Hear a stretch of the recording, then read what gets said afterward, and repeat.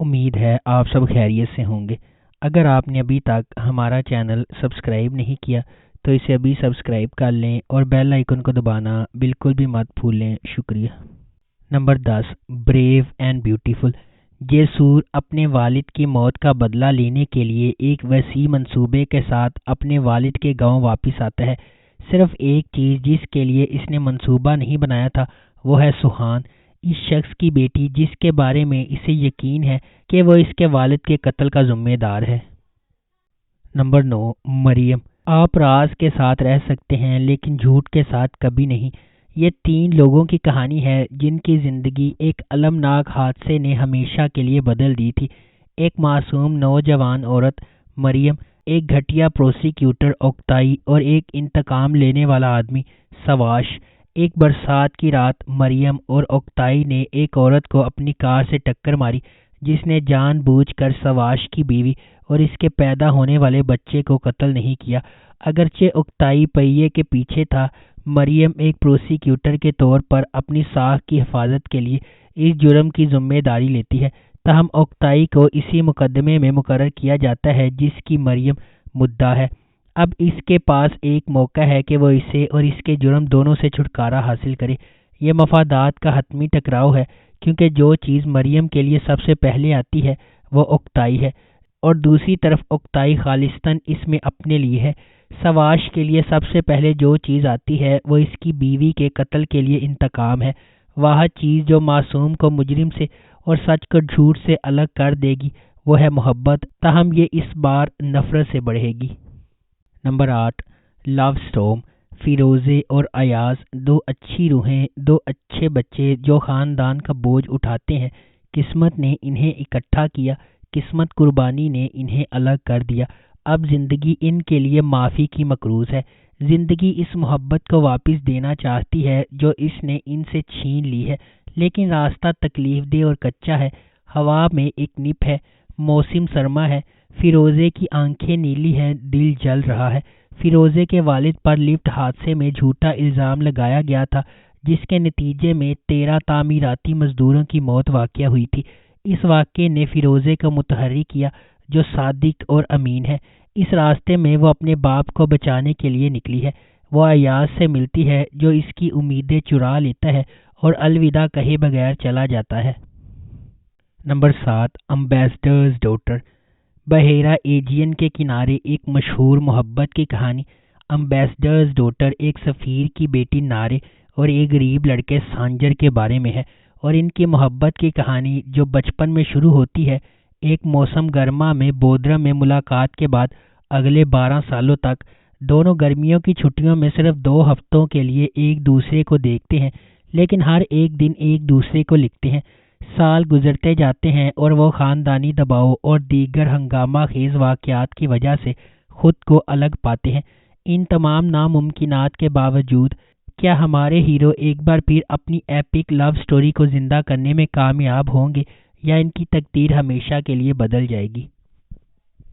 Number 6، دا ریون۔ قزگن کی خاندانی زندگی اس کے والد کے خلاف پکڑے جانے کے نتیجے میں مکمل طور پر بدل جاتی ہے، جو ایک پولیس افسر ہے۔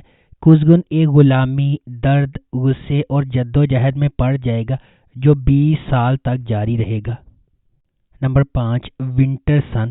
بے رحم تاجروں کے اس کے والد کو قتل کرنے اور اس کے جڑواں بھائی کی موت کا حکم دینے کے برسوں بعد ایک معمولی ماہی گیر عین بدلہ لینے کے لیے ایک نئی شخصیت کو اپناتا ہے۔ نمبر 4، دا فینکس۔ خوبصورت زمرد۔ اس طاقتور اور متحرک ڈرامے میں امیر دمیر خان خاندان کے حسد اور دھوکہ دہی کے درمیان محبت تلاش کرنے کی کوشش کرتی ہے جو قتل، انتقام اور جذبے سے لرزتی ہوئی حویلی میں قائم ہے۔ خوبصورت زمرد طاقتور دمیر خان خاندان کے لیے کام کر کے اپنے بیمار والد، اپنی ماں اور 2 بہنوں کی دیکھ بھال کا بوجھ اٹھاتی ہے۔ خوشی کی تلاش میں اسے دمیر خان کی دنیا کے فریبوں، دھوکہ دہی اور رازوں کے ذریعے راستہ تلاش کرنا ہوگا کیونکہ وہ محبت کی طرف راستہ تلاش کرتی ہے۔ عادل دمیر خان کو زمرد سے محبت ہے لیکن وہ اسے ایک بڑے بھائی کی طرح دیکھتی ہے اور خفیہ طور پر اس کے بھتیجے سرحد کے ساتھ تعلقات میں ہے۔ نمبر 3، لو ڈزنٹ انڈرسٹینڈ ورڈز۔ حیات دو الگ الگ زندگیوں کی کہانی سناتی ہے۔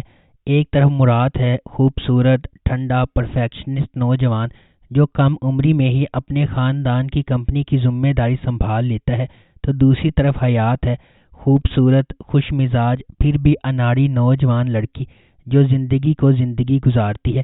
مکمل حال ہی میں یونیورسٹی سے فارغ التحصیل حیات کو نوکری تلاش کرنے میں مشکل پیش آ رہی ہے، اور اگر اسے 24 گھنٹوں میں نوکری نہیں ملتی ہے تو اسے اپنے آبائی شہر واپس جانا ہوگا اور ان امیدواروں میں سے ایک سے شادی کرنی ہوگی جسے اس کی ماں نے اس کے لیے چنا ہے۔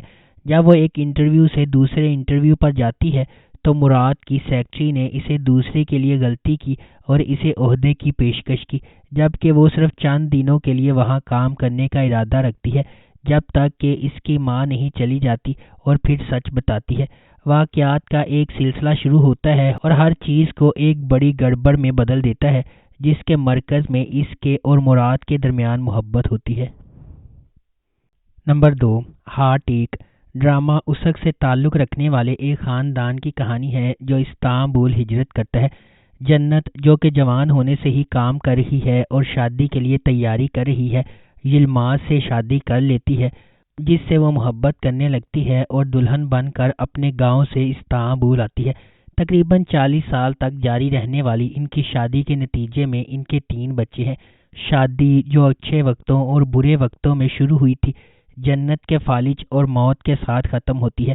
انہوں نے اپنے پیچھے 3 بچے اور ایک شوہر کو چھوڑا ہے، تاہم جنازے کے بعد سامنے آنے والا خط ان حقائق کو غلط ثابت کرتا ہے جن پر ہر کوئی یقین کرتا ہے، جیسا کہ یہ پتہ چلتا ہے کہ جنت نے اس کی موت سے پہلے لکھے ہوئے خط میں اپنے شوہر کو اپنی موت کی وجہ قرار دیا تھا۔ نمبر 1، عدم فارا۔ فارا ایک 28 سالہ ایرانی خاتون ہے۔ 6 سال قبل ایران سے فرار ہوتے ہوئے اسے استنبول میں رکنا پڑا کیونکہ اسے معلوم ہوا کہ وہ پریگننٹ ہے۔ وہ وہاں ایک غیر قانونی تارکین وطن کے طور پر رہنے لگتی ہے۔ مزید یہ کہ اس کے بیٹے کریم شاہ کو ایک نایاب بیماری ہے۔ چونکہ مدافعتی نظام پیدائش سے ہی بہت کمزور ہے، اس لیے کریم شاہ بیماریوں کے لیے کھلا ہے، اس لیے اسے جراثیم سے پاک ماحول میں رہنا پڑتا ہے۔ فرا میڈیکل کی تعلیم حاصل کرنے کے باوجود استنبول میں غیر قانونی طور پر صفائی کا کام کرتی ہے۔ فرا کی زندگی کا مقصد اس کے بیٹے کریم شاہ کے لیے صحت مند ہونا اور عام بچوں کی طرح زندگی گزارنا ہے۔ وہ جلد از جلد پیسے بچائے گی اور اپنے بیٹے کا علاج مکمل کر کے دوبارہ فرانس جائے گی، لیکن فرا کی دنیا راتوں رات بدل جاتی ہے۔ وہ مافیا کے ذریعے کیے گئے قتل کی گواہ ہے جہاں وہ صفائی کرنے جاتی ہے اور طاہر لیکے سے ملتی ہے۔ اگر آپ کو ہماری یہ ویڈیو پسند آئی ہے تو اسے لائک کریں، شیئر کریں اور ہمارے چینل کو سبسکرائب کرنا بالکل بھی مت بھولیں۔ شکریہ۔